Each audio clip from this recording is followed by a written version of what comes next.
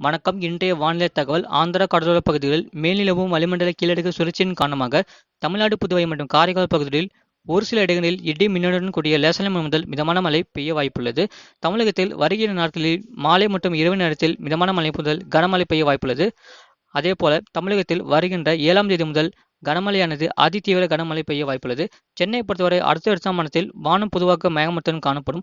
நகரின் ஒரு சில பகுதிகளில் லேசான மழை முதல் மிதமான மழை பெய்யக்கூடும். அதிகபட்ச வெப்பநிலையானது 32 முதல் 33 டிகிரி செல்சியஸ் மற்றும் குறைந்தபட்ச வெப்பநிலை 26 முதல் 27 டிகிரி செல்சியஸ் அளவில் இருக்கக்கூடும். கடந்த மாதத்தில் பதிவான மழையளவு தருமபுரி, கிருஷ்ணகிரி, நாமக்கல், சேலம் மாவட்டம் தலா 2 சென்டிமீட்டர் பதிவிற்கு. அதேபோல திருவண்ணாமலை மற்றும் நீலகிரி மாவட்டம் தலா 1 சென்டிமீட்டர் பதிவிற்கு.